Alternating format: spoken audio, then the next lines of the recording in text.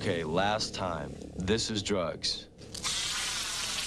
This is your brain under. Skate was there for me when I needed it the most. It's become part of my DNA. I was raised by this game. Yes, Tony Hawk Pro Skater was there first, but Skate was the one that helped me grow. Tony Hawk was flashy, but Skate was real, teaching me the value of hard work, showing me how patience and perseverance leads to success, preparing me for a life where I would fail more than I'd succeed.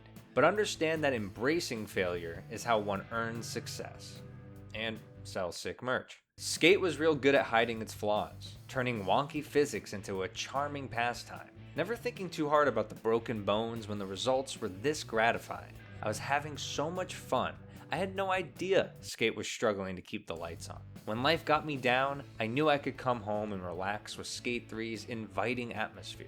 No harsh judgments, just letting me skate on my own terms. As much fun as this game is, it's also a game about starting a business, learning to be smart with your money, monetizing your hobbies in a healthy and positive manner, unlike the way I do it now. This game trusted me to do the right thing, supported my creative choices, and introduced me to wonderful music along the way. Music shared at the start of my most formative childhood years. Whenever one of those songs comes on, the memories whiz through my head. They still feel as tangible as grip tape. Then it was all gone. Time moved forward. The 3 in PS3 turned into a 4, then a 5. Skateboarding lost its popularity.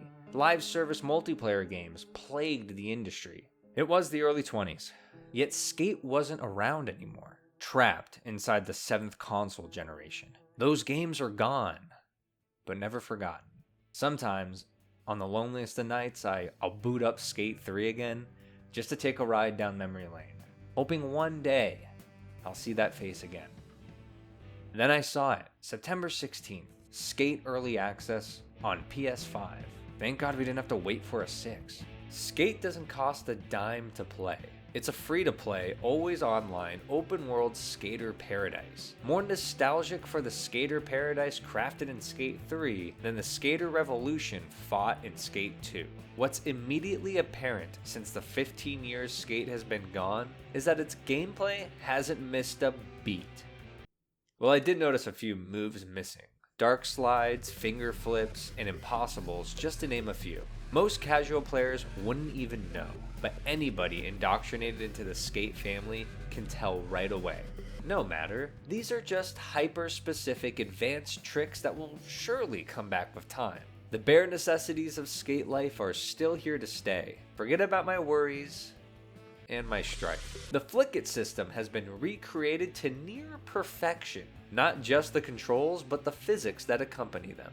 Their synergy is what easily places players into a seamless flow state. Simply cruising around the world is enough to suck you right back to the salad days of 2010. And then you encounter the narrator, a robotic voice algorithmically calculated to numb the ears, making vague quips that may have once resembled wit, but the delivery couldn't even sell the funniest Wes Anderson line. No worries, once I drown out the dialogue with a podcast, it doesn't even bother me. The unique trick stick allows for expressive freedom on the board. Every angle is a new trick possibility that opens the door for peak player expression. I never thought this door would ever open again. When life got me down, I walked through that door seeking Skate's comfort. But it kept me waiting. The online free-to-play future robbing me of my freedom, left alone to fend for myself. Sorry I'm late. It's okay, Skate. There's a synesthesia to Skate's genius Flick It system. The right joystick becomes the glue that binds the virtual board to your thumb, mimicking the real-life rotations performed by a simple kick from the feet. No skateboarding game before or even after has connected players to their virtual characters so tactilely. It turns controller maneuvers into gameplay onomatopoeia.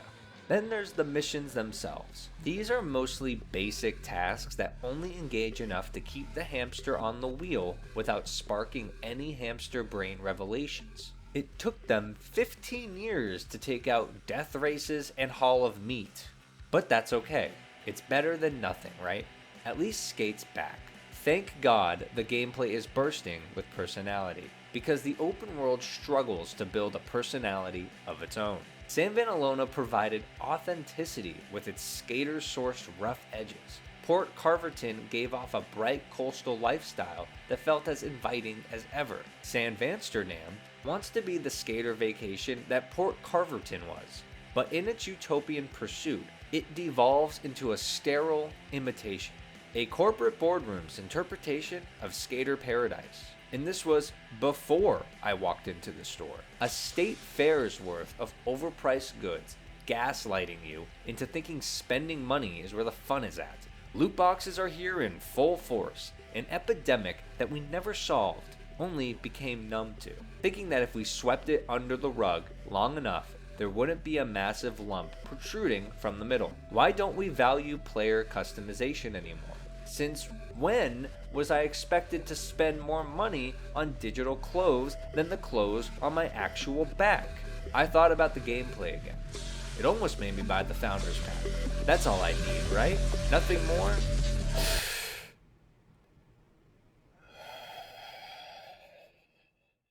No, not even once. How did this happen? I want to like this game. When I lose myself to the gameplay, I do like this game. I really like this game.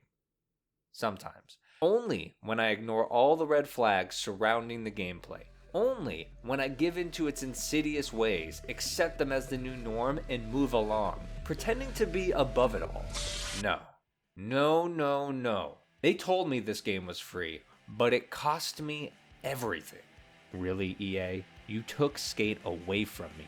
No, you took a piece of me and stuffed it in your pocket for over a decade just to throw it back in my face like this? Dangling a carrot on a stick like a man on a noose. You are not a game, you are a groveling monkey's paw. I begged for you. I still needed you, and you twisted my desires. You made me lose my mind wondering how something so good could just go away without a trace. I want the living, breathing game back, and not some corrupted corpse only resurrected to grab more money from me than the budget you supported this game with. You did this.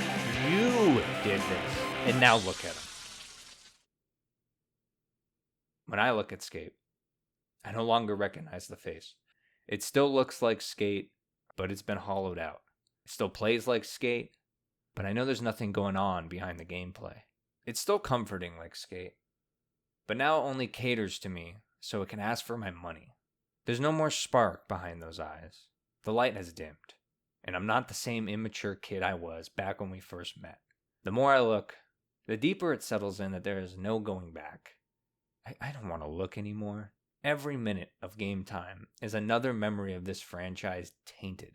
Skate is teaching me a new life lesson that I never wanted to learn. Powerlessness. I wish there was more I could do. But Skate never taught me how to fix this.